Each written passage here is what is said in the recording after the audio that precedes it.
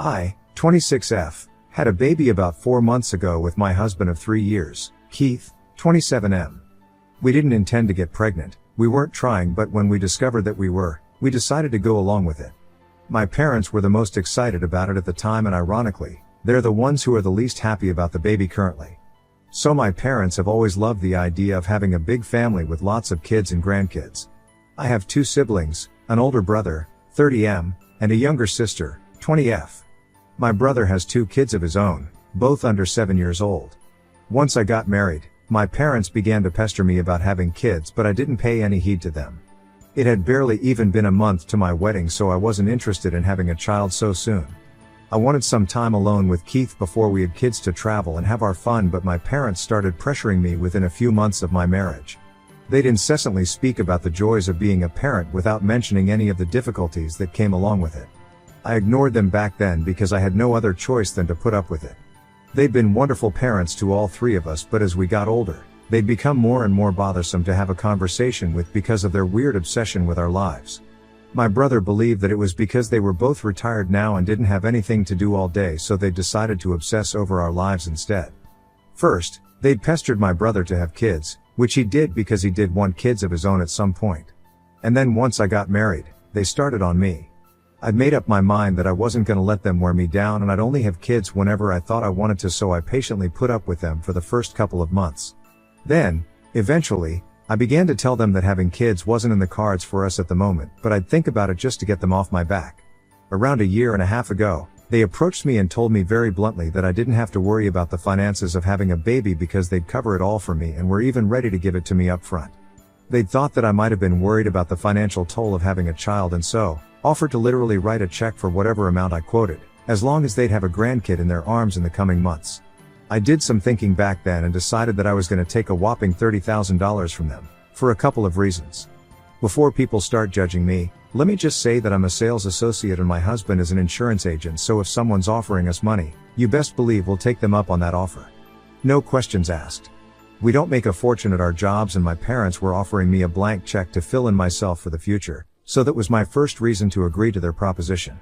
Secondly, Keith and I had discussed kids, and both of us agreed that we definitely did want them, just not right now. It would happen when it would happen, but we weren't going to try on purpose. So I took the money from them, keeping in mind that this money would help us at that moment and we'd have kids whenever we had them, no pressure. It wasn't technically lying, so I didn't feel guilty either. Also, with the way my parents had endlessly been nagging me, taking the money from them actually seemed like a good idea, because that would convince them that we were now going to start trying for a baby, and that would finally get them off my back. After I took the money from them, they did ease up on the constant pressure and would only ask if I had news for them instead of their usual have a baby rant every time they visited or I visited them. I didn't have any plans on what to do with the money, even though Keith and I had always talked about multiple things, like taking a vacation or just buying expensive things that we'd always wanted. We didn't end up doing any of that eventually because I guess our conscience didn't allow us to spend the money on anything that didn't serve the purpose it was originally intended for. It'd just feel dishonest, and we didn't want that for ourselves. So we kept the money aside and didn't spend it at all, and as fate would have it, we ended up getting pregnant within a few months itself. Keith and I thought that it was the right time, so we went ahead with the pregnancy, and my parents were also really supportive of me throughout the pregnancy and childbirth. The problems began once my son was born. About a month ago, my son was diagnosed with SID and our world came crashing down around us. It was terrible knowing that my baby was suffering, but it was even worse knowing that there was very little we could do to help except go through with the medical treatments and pray for his well-being. I was never a very religious person, but once my son was diagnosed, I turned to religion because I knew what SID meant and the kind of havoc it could wreak on our lives. Our son is supposed to have a stem cell transplant in a couple of weeks, and Keith is the donor, so I'm just hoping it goes well and my son can make it. In the middle of all this, my parents have been the worst and have been demanding that I return the money I'd taken from them. A week ago, my parents visited me while my husband wasn't at home, and I could tell right away that they weren't here with good news. They seemed very nervous and uncomfortable, which was weird because usually they were excited to play with their grandson. Things had changed after the diagnosis, though, and they hadn't called or checked up on us the way I'd expected them to. In fact, if I remember correctly, their visit 1 week ago was their first visit after the diagnosis, which was strange given their earlier behavior. I'd thought that they were just trying to process the news as well, but was proven wrong when, after some small talk, my parents told me that they would require the money back because my baby wasn't what they'd expected. When I didn't reply, they went on to elaborate and told me that since there was a real possibility that my son wouldn't live for long, They'd like their money back because they felt like giving me the money had been a misstep in the first place. To put it plainly, they wanted a refund of sorts because unfortunately my only son, who isn't even a year old yet, has been diagnosed with a rare autoimmune disease, which means that there's no surety of him living long enough for even his first birthday. I didn't know how to respond to them that day, so I just told them that I had a lot on my plate and I didn't want to talk about this at the time, and sent them away. Mostly I was just shocked and had no idea what to say in a situation like that, which is why I just didn't say anything. I probably should have screamed at them and put them in their place, but that would have woken my son up, who was napping, so I dealt with them in the most non-violent and civilized way, which was a lot more than what they deserved. When my husband returned home, I told him about what my parents had asked of us, and even he was at a loss of words. They were the ones who had willingly offered me the money as an incentive to have a child and to help us out with our finances, but now that they'd realized that our baby was not the healthy, happy kind that they'd hoped for, they wanted their money back. We were outraged and I didn't want to speak to them ever again, so after discussing with Keith, I blocked their numbers and also blocked them on social media. I didn't send them any message before that because I didn't think it was worth it, but it backfired when the very next day, my sister called me up to ask me why I'd blocked them. She's still living with them, so I guess they're using her as a pawn to get to me, and she's letting them because she needs a roof over her head. At first, I told her that it was none of her business, but after she insisted, I ended up telling her what happened and expected her to empathize with me, but instead, she told me how wrong I was for misleading my parents into believing they'd have a grandkid to pamper and play with for a long time, but then emotionally wrecking them by breaking the news of the diagnosis and then refusing to even pay them back. I got into an argument with her which ended with me blocking her as well because she'd said some very problematic things about me and my baby. She'd called us irresponsible parents for bringing a defective child into the world without thinking about the repercussions. Everyone in the family knew that we hadn't planned for a baby, and during the several doctor's visits, we had never been warned about the risk of our baby having SID. Neither Keith nor I had any idea that this could happen because there was literally a 1 in a million chance of it happening, but unfortunately, it did, and we're just trying our best to deal with it. So I thought it was pretty damn insensitive of them to demand their money back when we were struggling with something so huge. After their phone call, I even called my brother to vent about them, and he agreed that they were being very unreasonable and cruel to me. My son was not a product they'd purchased and were now looking for a refund since it hadn't worked out for them the way they'd wanted it to. Speaking to my brother helped me make sense of things, and for a while, I was able to take my mind off of whatever the situation was with my parents. Unfortunately, they didn't let this go, and 3 days ago, my parents dropped by yet again, but this time Keith was at home with me. He tried to turn them away at the door, but they were insistent and demanded to see me. I just put my son down for a nap and was in no mood to talk to them, but they were refusing to leave, so I eventually had to go out to talk to them. They didn't even spare a second before they started yelling at me and even accused me of being a thief who'd taken their money and in return, birthed a child who would bring us all nothing but misery. They actually accused me of scamming them and said that if I didn't return the money to them, they'd call the cops on me and make sure I landed behind bars. I didn't even bother replying to them and just slammed the door shut in their faces because there wasn't much I could say to something as horrible as that. If they were gonna call me a scammer for just giving birth to my child, then they didn't even deserve a reply. They refused to go away still and kept shouting outside of my house until Keith threatened to call the police and have them escorted off the premises. They finally went away after that, but unfortunately, the bullcrap didn't end there. Yesterday, my sister texted me through her friend's phone and told me that I needed to return the money or else she'd really sue me along with our parents. I told her to go right ahead and block that number, but in the evening, she texted through another number and said a bunch of things to blackmail me into feeling bad. Apparently, I was cruel and heartless for scamming our parents, and I'd taken advantage of their age and kindness by taking the money from them and now by refusing to return it after they'd practically begged me to. I wish I was there when this begging had happened because to my knowledge, they'd only demanded what was no longer theirs. Also, my parents aren't poor, they could afford to spend $30,000 on us having a kid, and that's why they did so. They retired a couple of months ago after successfully running their own business, and they're making money off of it even now. I'd never asked them for the money, they'd offered it themselves, so now they couldn't go back and pretend to be the victims of some scam. I told my sister to back off once and for all because I really didn't want to ruin my relationship with her, and I knew for a fact that she was only going to such lengths because my parents were manipulating her into doing so. She didn't have a stable job yet, and that's why she was so desperate to have a place to live in, which is why I could still forgive her, but I was kind-hearted, not a fool who would take her back regardless of how much she insulted me. She already had insulted me badly enough for me to never want to speak to her again, so it would be in her best interest to back off because after our parents passed away, we were the only ones she'd be able to count on as family. Anyway, that's not the point right now, So after that text, she replied to me and told me that I was the one who was making my parents miserable and that they were already going through a lot knowing that their grandkid might not make it while I was making it worse by refusing to return the money they'd spend on his birth. I couldn't believe the audacity of that when I was literally a mother who could lose her child, but somehow, even now, they were the victims here and not me. I called my brother to talk about it and he told me that at this point, I should just return the money to get them off my back. I cannot do that because there are a lot of medical expenses to cover given the stem cell transplant that's about to take place in a few weeks from now. I have many more things to think about right now and I honestly don't think that my parents even deserve to have that money back. Point blank, I just don't feel like they should get that money back ever at any point in their lives after the way they've treated me. I don't know if that makes me right or wrong in this situation because I know it's probably not very ethical, but then again, nothing that my parents have done is ethical either. The bottom line is that even if I could, I wouldn't want to return that money to my parents simply out of spite in the way that they behaved with me. They've said the most unforgivable things a parent can say about their own grandchild, a grandkid they insisted we have, by the way. So I just don't see any reason as to why I should pay them back even if it is the morally right thing to do. I can't make them suffer the way I'm suffering right now, but I can at least bother them like this, and I know it's petty, but right now, I don't care.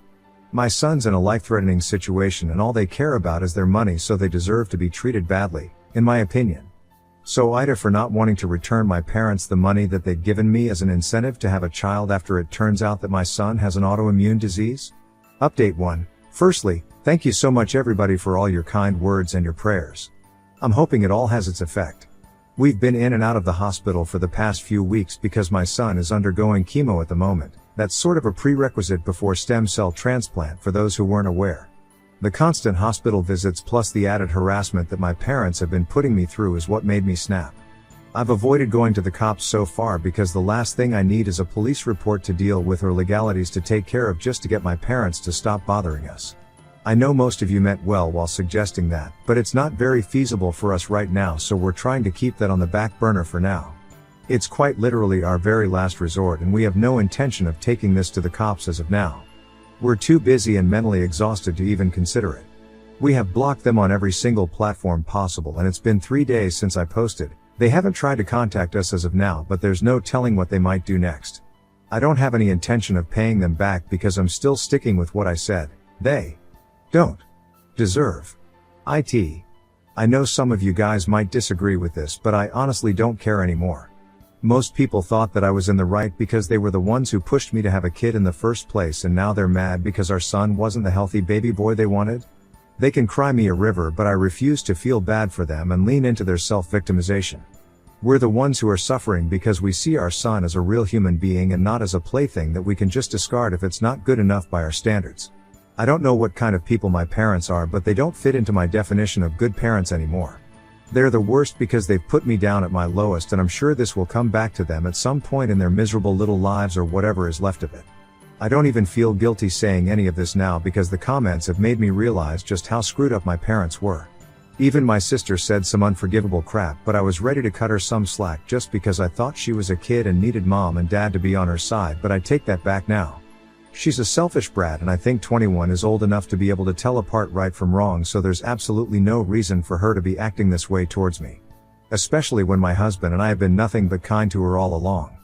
My brother is super disappointed and has cut them all off along with us, which is something I'm really and truly grateful for. He and my husband are pretty much the only people who have kept me going because things have been just so incredibly hard for me mentally. No parent is ever prepared to learn that their kid might not make it, and to face it all while my own family is harassing me for money is just unimaginable. The cruelty and heartlessness have taken their toll on me, but I have to stay strong for Keith's sake and my son's. The transplant is supposed to take place in just 2 weeks and we've been nervous like never before. My husband is the donor and he's a wreck. I've literally never seen him so jittery before. He already has an anxiety disorder, and the crazy situation we're in right now has just made matters worse for his nerves. My parents knew about this, but that didn't stop them because that's how awful they are. I hope this comes back to them tenfold, because otherwise, I'll pretty much lose all faith in the justice of the universe. Update 2. Hi, everyone. My brother called me today to inform me that our parents, along with our sister, had visited him now that I'd blocked them and had threatened to call the cops on them if they bothered us again. They were there to tell him how I'd scammed them out of $30,000, but my brother had been very quick to shut it down. He informed me that he'd chewed them out and they hadn't expected him to be so brutal and harsh with his words. My brother's the calmest guy ever to exist, so if he's being brutal with someone, they've definitely earned it.